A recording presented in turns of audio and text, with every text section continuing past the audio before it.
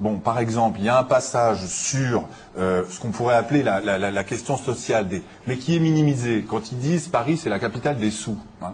Ils le redisent dans le témoignage de TF1. Donc, ce que je trouve inquiétant, ou en tout cas troublant, pour pas non plus dramatiser à l'excès, hein, on l'a assez fait, c'est le fait de mettre systématiquement l'accent sur les dimensions raciales et ethniques et de minimiser la question sociale ou les facteurs sociaux.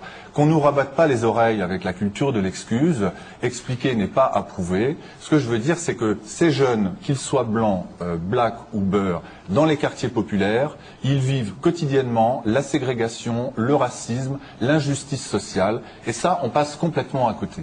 On passe complètement à côté. Et donc, c'est une étape supplémentaire dans la stigmatisation et la diabolisation.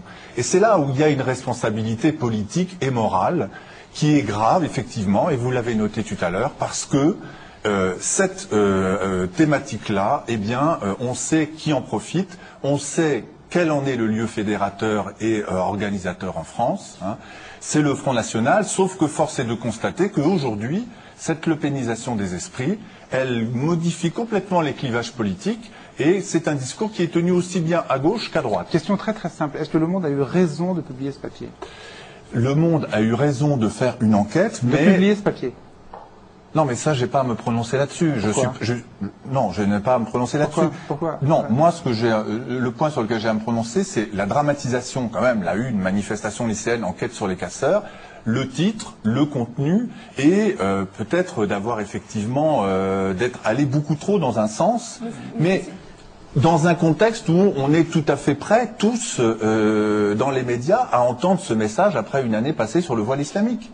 Et si c'est des jeunes qui appuient sur la dimension ethnique justement et pas du tout sur la dimension sociale, est-ce que Luc Brunner il doit retranscrire ce qu'il a entendu et tant pis si c'est pas politiquement correct, ou est-ce qu'il doit plutôt travailler la question sociale parce que c'est ça qu'il faut faire et ça va pas entretenir le discours du Front National? Écoutez, en tant que sociologue, moi je respecte une certaine déontologie par rapport aux entretiens, au travail que je fais, et de la même manière les journalistes doivent le faire. Je ne dis pas que Luc Brunner déroge à mais il y a quand même un problème de déontologie et de responsabilité et encore une fois ça ne va que dans un sens.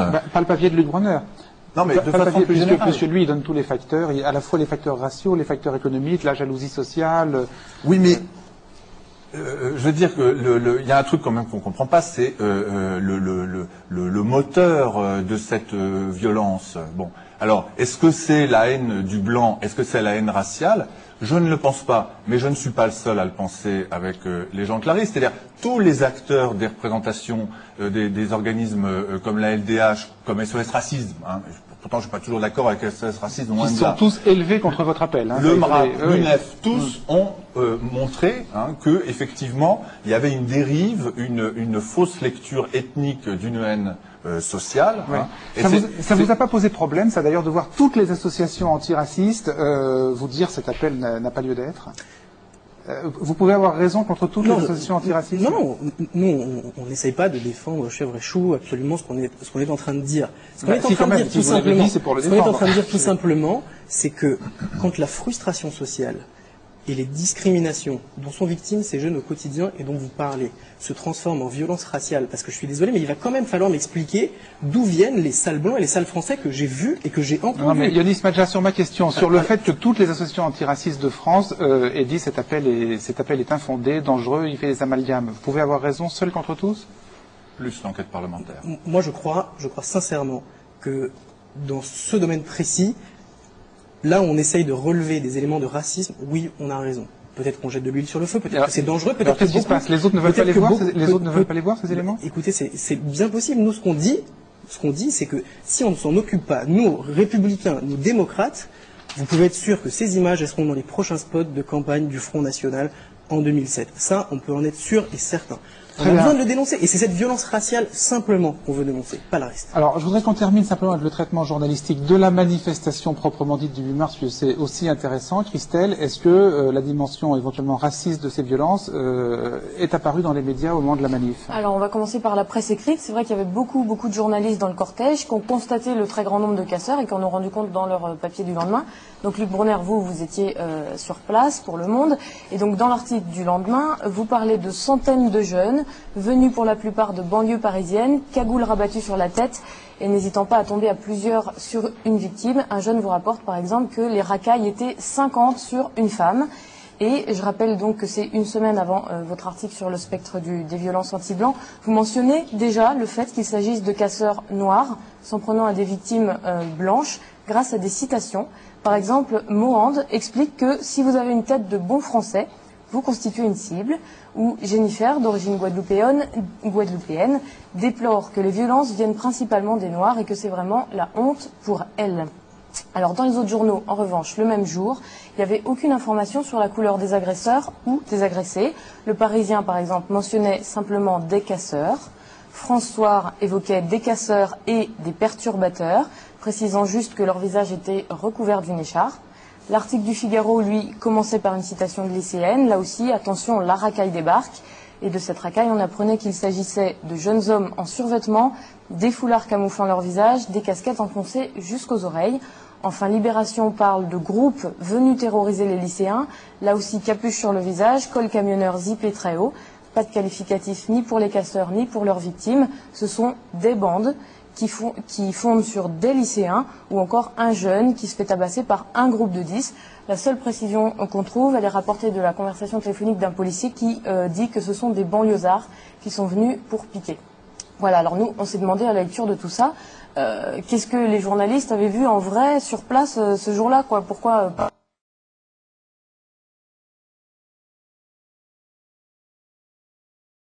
correct, ou est-ce que c'est parce qu'ils n'ont rien vu? Eh ben, c'est ce qu'on est allé leur demander lundi dernier avec Frédéric Balland. Une demi-heure après le début de la manif, il y a quand même déjà eu pas mal de problèmes. Il y avait déjà des groupes qui commençaient à courir partout, à créer des mouvements de panique, et les vols ont commencé à ce moment-là.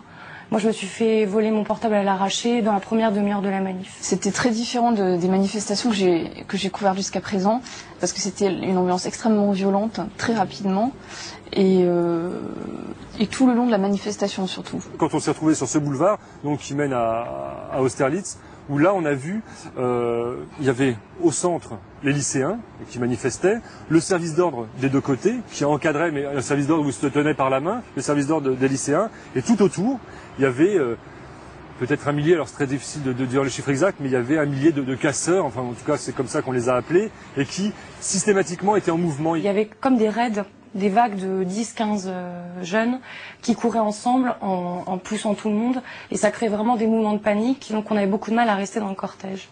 Ça allait très très vite, c'était très violent, des coups de pied dans le ventre, dans la tête,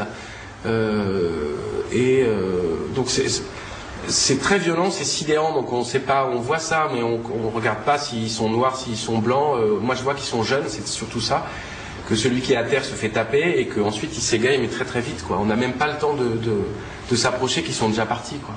Et alors, est-ce que vous avez constaté une certaine couleur chez les agresseurs ou chez les victimes? Alors, effectivement, ces gens dont je vous parle, dont on parle depuis tout à l'heure, ces gens qui étaient comme ça, ce qu'on appelait les casseurs, qui étaient à côté de la manifestation en constant mouvement, il y avait effectivement quasiment que des noirs. Hein. C'est vrai qu'effectivement, ils étaient habillés tous de la même manière, comme une sorte d'uniforme avec des baskets et des joggings, et qu'effectivement, tous, il me semblait qu'ils étaient tous blacks, quoi. Ils ont souvent le visage recouvert d'un foulard ou d'une écharpe, donc on voit pas forcément toujours exactement précisément leur origine ethnique. Mais effectivement, il y avait pas mal de personnes d'origine noire ou maghrébine parmi les casseurs, mais je sais pas quelque chose qui m'a forcément frappé au point de me dire tiens, il n'y a que des noirs ou il n'y a que des arabes qui font partie des casseurs. Moi, j'ai pas du tout eu l'impression qu'il y avait une ethnie entre guillemets qui non, c'était varié.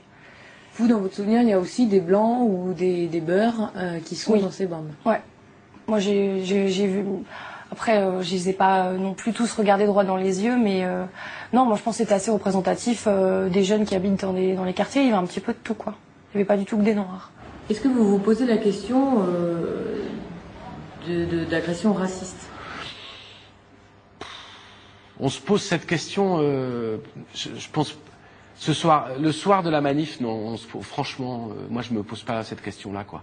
On se dit qu'il y a il y a une surreprésentation de noirs dans les gamins qui... On se le dit, oui, on se le dit, mais pour nous, c'était encore une fois pas le plus important, quoi. C'était la violence, la rapidité, la jeunesse, et bon, ce soit des gamins des cités, mais pas. Non, on n'a pas focalisé sur les Noirs. Après, le lendemain, on reçoit des emails en disant « Mais pourquoi vous n'avez pas écrit que c'était des Noirs ?» Et on se fait insulter, etc. Qu'est-ce que vous répondez? La même chose qu'à vous, que pour moi, c'était pas quelque chose d'extrêmement opérant le jour où la manif s'est déroulée. Est-ce qu'il y a quelque chose dans ce que vous avez vu ou entendu ce jour-là qui a pu vous laisser penser qu'il existait un racisme anti-blanc? Je n'ai pas entendu de remarques racistes. J'ai entendu aucun cri raciste, entre guillemets. J'ai entendu aucun dire voilà, on va se le faire parce qu'il est blanc. Moi, j'ai juste vu des gens se faire agresser et des agresseurs. Les agresseurs étaient noirs, c'est tout. Je trouve que parler de racisme dans ces cas-là,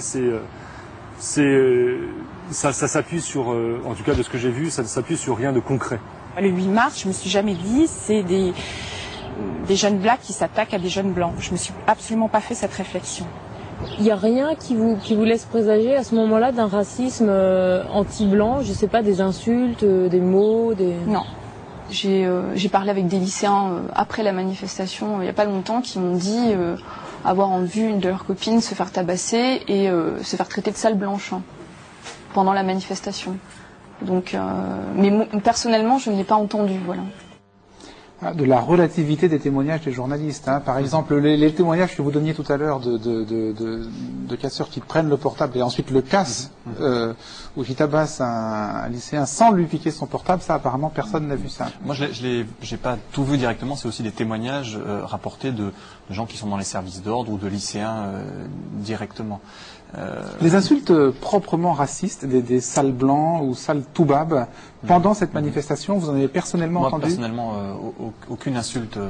Ce sont des insultes qu'on m'a rapportées de sources fiables, notamment de gens qui sont eux-mêmes engagés dans l'antiracisme et qui, je pense... Dans quelles associations? Parce que là, ça... Par exemple, l'enseignant que je cite dans mon papier, qui est à Sud Éducation, donc plutôt proche de l'extrême gauche, et qui, par ailleurs, m'a dit avoir eu un engagement antiraciste de longue date. C'est vrai, ce qui est troublant, c'est que quand même, bon, on parle beaucoup, mais on ne sait pas exactement ce qui s'est passé. Et en témoigne le fait qu'il y a quand même une commission, une demande d'enquête parlementaire qui a été déposée. Donc, il me semble quand même que si les choses étaient aussi claires que ça, on ne se poserait pas des questions de base sur que s'est-il réellement passé. C'est justement parce qu'elles ne sont pas claires que, effectivement, la commission d'enquête parlementaire sera précieuse, oui, pour établir la vérité. Enfin, on peut l'espérer. La deuxième chose, quand même, c'est le racisme, c'est le vocabulaire du racisme qui est vraiment très flottant. C'est-à-dire de quoi on parle exactement quand on parle de racisme? On parle parfois d'ethnie. Moi, ce que je rappellerais quand même, c'est que le racisme, on ferait bien de le repenser, parce que c'est un terme qui est complètement banalisé. Le racisme, c'est une structure, c'est une construction imaginaire qui se polarise sur des boucs émissaires, qu'il s'agit de mettre à l'écart. On est dans cette configuration-là. Donc, c'est une manifestation du racisme. Ça, c'est une définition, je dirais, générale du racisme. Oui, après, mais il peut y avoir des agressions racistes, il peut y avoir des faits divers racistes. On parle d'un terme sans jamais le définir. Donc, à la fois, il y a une banalisation, mais en même temps, il y a une incertitude sur le terme. C'est vrai, mais en même temps, il y a des moments où on est sûr quand même, parce que, par exemple, sale blanc, ou sale noir, ou sale arabe, on est sûr que c'est oui, mais nique ta mère, ça veut pas dire au sens propre. Il y a aussi quand même un peu de ritualisation, un peu de jeu. Je veux pas justifier ni banaliser, mais je veux dire, ces injures... Je crois qu'on se poserait moins de questions si on était dans du racisme auquel on est plus habitué. Je crois que nous, médias, par exemple, on se poserait moins de questions si on était dans le cadre d'une manifestation où des gens s'en étaient pris quand même visiblement de manière plus systématique à des Arabes ou à des Noirs. En les traitant de sale arabe, je crois qu'on se poserait moins de questions sur les termes. Sale arabe, sale blanc, ça me paraît constituer des termes racistes. Après, on peut les expliquer, notamment à travers le travail sociologique, mais je crois que les termes en tant que tels, de manière incontestable, ce sont des termes racistes. Oui, enfin, on n'est pas obligé de prendre toutes les injures, pas forcément les injures racistes, au pied de la lettre, parce qu'il y a un usage du langage qui fait que, bon, voilà, moi c'est ce que je veux dire, c'est que il y a quand même, ce qui est quand même assez étonnant, c'est ce flou sur le terme de racisme qui semble convenir à tout le monde et qui n'est interrogé par personne. Nous avons utilisé violence volontairement dans le titre, c'est-à-dire le spectre des violences anti-blancs, c'est une différence. On aurait écrit le spectre du racisme anti-blanc, ça aurait été différent. On a parlé de violence anti-blanc. C'est un point qui est important. Après en avoir, j'imagine, j'imagine, longuement débattu. Bien sûr, c'est difficile de titrer ce genre de papier. C'est absolument. Une dernière question sur votre appel. Alors votre appel a été, bon, je le disais, attaqué par les autres associations antiracistes et aussi par les médias et les porte-paroles de la communauté noire, qui l'ont vu s'inscrire dans une logique de compétition victimaire, c'est-à-dire qu'il y a toute une série de médias, de sites internet de la communauté noire, qui ont dit voilà, au moment où la mémoire, par exemple, de l'esclavage commence enfin à être reconnue, au moment où la visibilité des Noirs commence enfin à émerger, voilà que on leur balance sur la tête ce coup du racisme anti-blanc. Est-ce que vous avez été sensible à ce contexte ? Si vous voulez, je vais vous répondre deux choses très simples à votre première question, parce qu'il y a deux parties dans votre question. Vous savez, quand vous regardez les 3 premiers signataires lycéens de l'appel qu'on a lancé, parce qu'on a tenu à le lancer avec des lycéens, avec nous, vous savez, les 3 premiers signataires s'appellent Abadia, Abbas et Abdeslam. C'est-à-dire que ce n'est pas quelque chose de communautaire, mais il y a des gens derrière nous, il y a des lycéens derrière nous, des individuels derrière nous, des gens qui étaient aux manifestations, d'autres qui se sont fait agresser, d'autres qui ont vu et qui souhaitent témoigner. Donc l'appel, il touche aussi beaucoup de gens. Oui. À côté de ça, le fait que ce soit vous qui lanciez un mouvement juif peut créer un peu le... Ça aurait pu être plus fédérateur comme appel. Ça aurait pu être plus fédérateur. En attendant, je suis à peu près persuadé. En attendant, je suis à peu près persuadé que. En attendant, je suis à peu près persuadé que si cet appel n'avait pas été lancé, au-delà des papiers qui ont été réalisés, des reportages qui ont été réalisés, des gens qui ont une responsabilité politique, je parle d'hommes politiques ou je parle d'associations antiracistes, personne n'en aurait parlé. Et je doute aussi, et je suis sincèrement désolé de le dire, je doute aussi que la demande de commission d'enquête parlementaire aurait pu être lancé si nous n'avions pas lancé cet appel. Je crois sincèrement que nous avons soulevé quelque chose. Et en ce qui concerne la compétition victimaire, je vais vous dire une chose très claire. Moi, je ne crois pas, comme le font certains, qu'on a besoin d'enfoncer une communauté pour parler de ses propres problèmes. Et je vais vous dire à titre d'exemple, parce que l'ouverture et l'antiracisme, c'est notre travail quotidien. En novembre prochain, notre association envoie des jeunes juifs et des jeunes rwandais en Pologne et au Rwanda, sur les traces des 2 génocides. Sans comparaison, mais simplement pour s'ouvrir. C'est une très bonne réponse. Voilà. C'est une très bonne réponse. Si très bien. Merci à tous 3 d'avoir ouvert ce débat. Si vous souhaitez le prolonger, le livre de Michel Kokoreff, La France en mutation, aux éditions Payot. Voilà, on va le voir avec un chapitre notamment qui fait le point sur ce que vous appelez la racialisation ou l'ethnisation des questions sociales.